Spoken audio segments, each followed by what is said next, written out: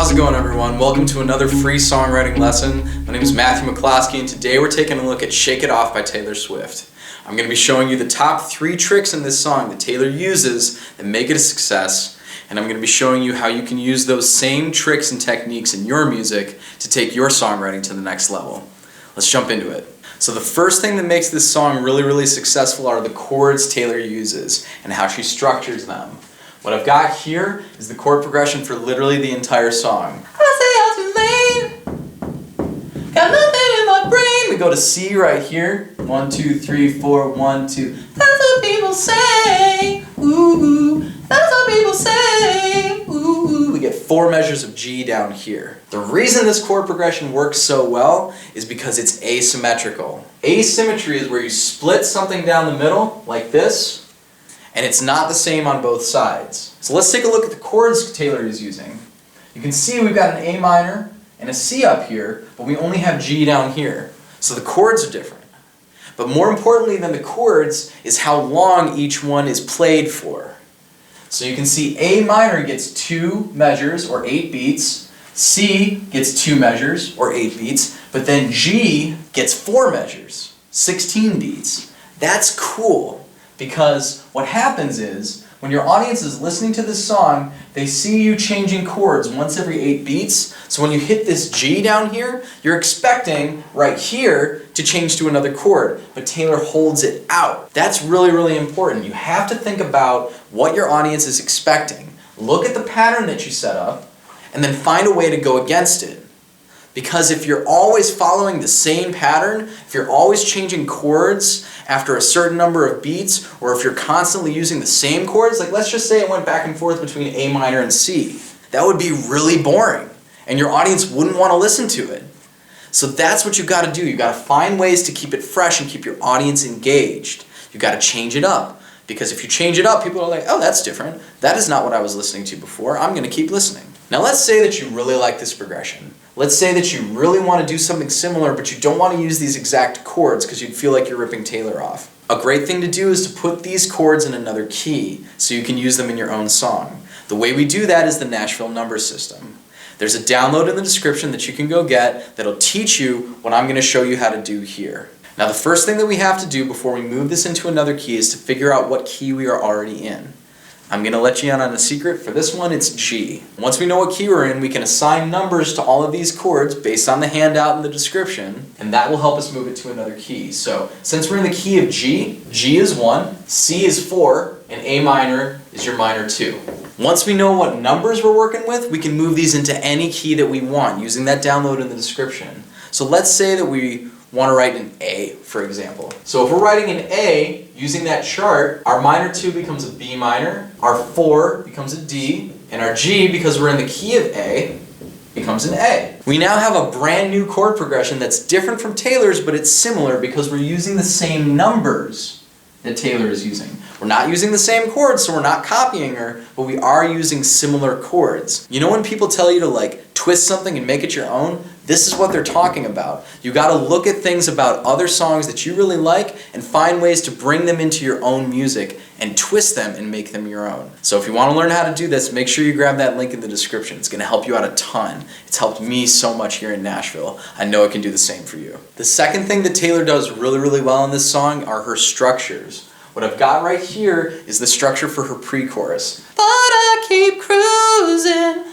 can't stop, won't stop moving, 'cause I got this music in my butt. So the reason this structure works so well is because it's asymmetrical. Just like our chord progression, if you split this down the middle, it's not the same on both sides because we have 2 short A's up here, 1 short A and a B down here. The reason asymmetry works so well for this is because Taylor sets up a pattern of rhymed lines that end with the oovin sort of sound. But I keep cruising, can't stop, won't stop moving, 'cause I got this music. The audience is expecting another line that rhymes with music, moving, cruising, something like that. But Taylor knows that. She knows that her audience is expecting that, and she goes a different direction. In my body, but it's gonna be alright. So this alright down here doesn't rhyme with any of these lines, so that is one thing that makes it stand out. The other thing is that this line is longer too. That's another thing that makes this part stand out. You gotta think about ways to make your songs and your structures stand out and really pop to your listeners, because if they can guess what you're gonna do next, you're not being different enough. One other thing that Taylor does in this section that I wanna call out is how she transitions into the chorus, because the chorus happens right after this. The first time through, she adds those little hand claps and doesn't take anything else away, so she increases in volume and builds us into the chorus. But the second time, she does something that a lot of pop songs do. She uses a drop. In my body, but it's gonna be alright. Right here, she drops some drums out. She drops a few of her instruments out right before the chorus. And that makes it quieter than it was before. It's not what we were expecting, because the first time through this section, we got all the instruments and then we got a little more. The second time through, Taylor drops some drums out. And the reason that works so well is because it's a sudden dip in volume. When you dip the volume of your song like that, it makes your audience lean in. Because you were going along like this, and then something changed. And when something changes that quickly, your audience is like, ooh, I better pay attention. And if you're going into your chorus, that's exactly where you want your audience to be. You want them to be right with you, because the chorus is the most important part of the song. Now, the third thing that Taylor does really, really well in this song is she uses an A-B chorus. It's a chorus that has two parts. First part that I've drawn out here starts on the, well, the player's gonna play, play, play, play, play, and the hater's gonna hate. This section right here adds a little more information. We know a little bit more based on what Taylor has set up in the verses. And we're also introduced, it's the first time we hear the tag, which is the name of the song. I shake it up, I shake it up. We get that twice. The goal of your chorus is to repeat the tag as many times as possible, because the tag is what your audience is going to remember. It's the thing that they're most likely to recall from the song, and it's the thing that's most likely to make them think about it again and want to go listen to it again. And if your audience wants to listen to your song again, you've done your job well. And it works even better if you have a really, really short tag like Shake It Off. That's 3 words, 1 syllable apiece. It's really quick. You can fit it into a lot of places, and that's what Taylor does here. And this is, again, a really, really great structure because it's asymmetrical. Taylor sets up a pattern where we get 3 lines that rhyme with each other, and then she goes against it down here. This is also different from the structure that we saw in the pre-chorus, because instead of having 1 long B line, she's got 2 quick Bs. So it's similar to what we saw before, but it's also different. Because it happens so quickly, we get to go through it twice, which is really, really good for your song because it means you get to repeat the tag more. We get it 2 more times because we go through this again. So before even having gotten to the B section of our chorus, we've heard our tag 4 times. That's really, really good. Most songs you get 1 or 2 times through the tag each chorus. Taylor gets it twice and then 2 more times just in the A section. This is great. This is a really great start to the chorus. So now we're into the B section of the chorus.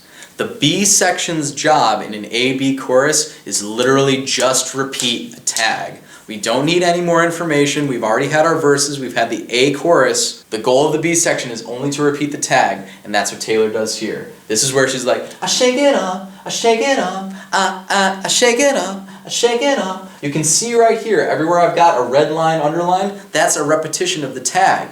That's 8 more times through the tag in the B section of the chorus. So if you add this to the A section, we now have 12 times through the tag. That's really, really good. Most songs don't have that many repeats of the tag, and Taylor's just done this in 1 chorus.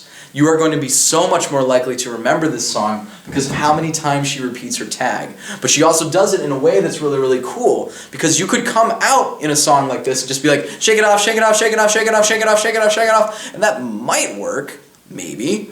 But the reason this works so well is because Taylor mixes up repeating the tag with the I shake it up, I shake it up. That's a really cool part, because how often do you hear someone go I? Not very often. It's a really unique vocal part. So she gets another catchy vocal line right up here to fill some extra space before she goes back to the tag. That keeps it really, really fresh, right? As opposed to just going out and being like, I need to repeat the tag, so shake it off, shake it off, shake it off, shake it off, blah, blah, blah, blah, blah. It doesn't work as well. That's why this helps keep these so fresh. So think about that as you're writing. How can I get my tag shortened down into a place where I can repeat it a bunch in my song? Because if you can do that, your audience is going to be that much more likely to remember your song. Thanks for checking this video out. I hope what I've explained here today has been useful to you and it's helped further your songwriting in some way. If anything I've covered in this video is unclear to you, or if there was something in this song that you want to hear me go into more depth on, send me a comment in the section. I read all of them and I want to make sure I'm helping you guys. Please subscribe to this channel for more videos in the future. I would love to have you guys along for the ride. If you have any ideas for songs that I can do in the future that you think are great, or artists that you think write really well, send me those in the comment section as well. I'm always on the hunt for new music that I can analyze for you guys. And lastly, make sure you grab that download of the Nashville number system in the description. That's going to help you a ton in your songwriting. My name is Matthew McCloskey. Thanks again for checking out this video, and I will see you guys next time.